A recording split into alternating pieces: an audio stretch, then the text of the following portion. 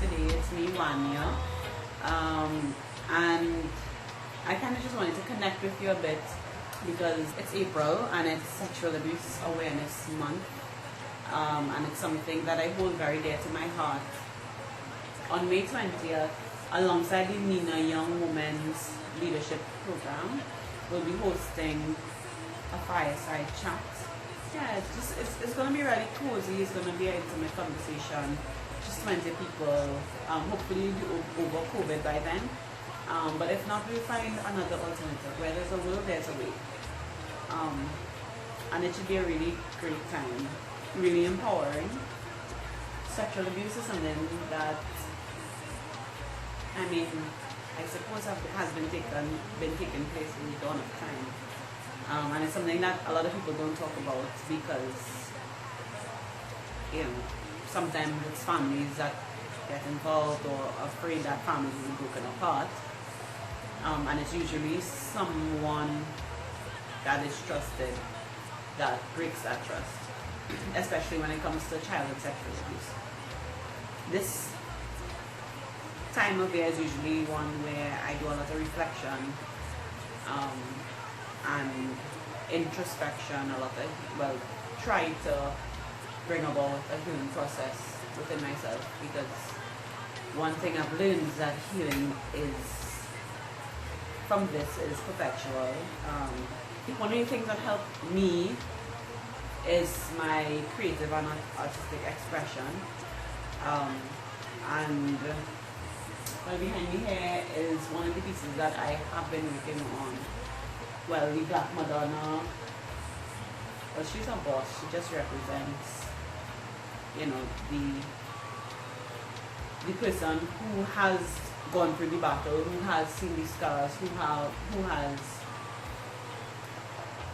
you know, she fought that good fight, and now she has regained her crown, and she is now standing up for the others, you know, who are still going through that battle.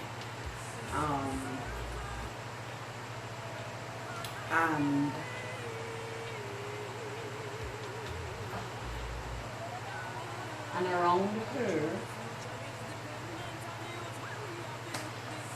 the people, well, yeah, there's people who are still going to the battle, the stuff that has actually made it to the newspapers, because we know that there are a lot of others that don't.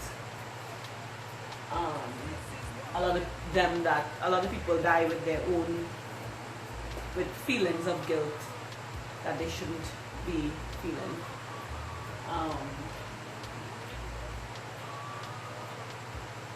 And as much as it is a very touchy subject, and as much as it's something that people don't want to talk about and don't like to talk about, it's something that we need to talk about. It's something that we as a country, as a society, as human beings, because it's not just something that affects one type of people, you know, it doesn't affect one nationality, it doesn't affect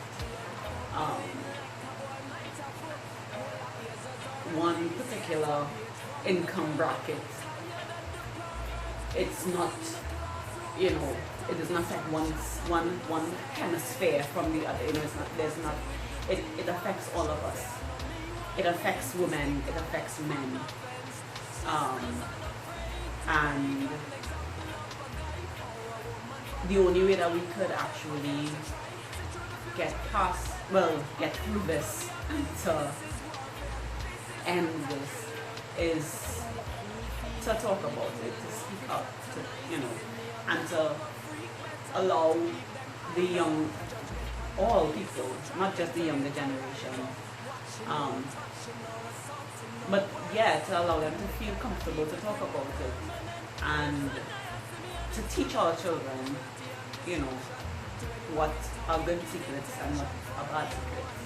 This is a process of me healing myself. I went to my psychologist. She asked me, how am I healing that little girl? What am I doing to heal her?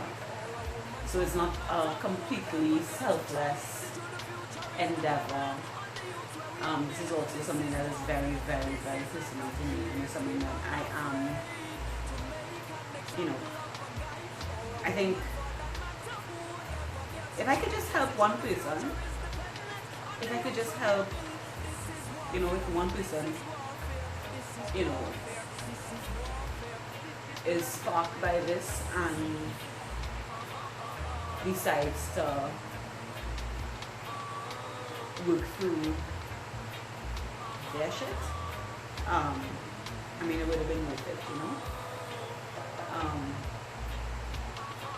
I know that it is very difficult for a lot of people to put their business, put all of their stuff out there, and it's not necessary that you don't have to go and tell the marriage and the parish, you don't have to tell other people, but from personal experience, I would say that talking about it helps. This is also for people who may have an encounter with someone who is a survivor of sexual abuse. And if anyone comes to you and, confides in you, please keep their confidence. A lot of times people just want or just need to be listened to, because a lot of the fixing doesn't happen outside of ourselves, but it happens within us. But there is a big weight that is lifted when it is you talk about it. When I first shared my story for the launch of this collection, forgiveness was a major, I found it to be, I think it's important for forgiveness to be a major part of this collection, and not just for the collection, but because it's a major part of the healing process now. And I can't stress how much forgiving, yourself, because you feel like if you have done the worst thing a lot of times, or at least that's how you're made to feel, and you get shamed by a lot of things, either it actually happening by you telling somebody about it, because then people kind of watch it, kind of like, we all have a struggle.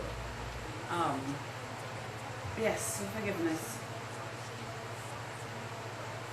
and healing and self-acceptance, because there's some days that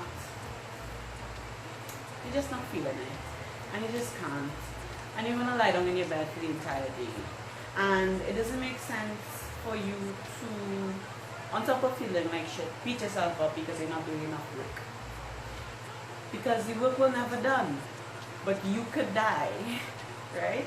So, take care of yourself, and be easy on yourself, and be kind to yourself, and be true to yourself. Be true to yourself. I know that during this COVID pandemic, it can be a little rough on us, mentally, especially. So if it is you need to talk to anybody or reach out to anyone, please do so. Send your friend a message. Say, I'm not doing okay, I need some help. Don't be afraid to ask for help. You're not weak because you're asking for help. You're actually being very strong, because it takes a lot of strength to be vulnerable. Sister Circle, unafraid.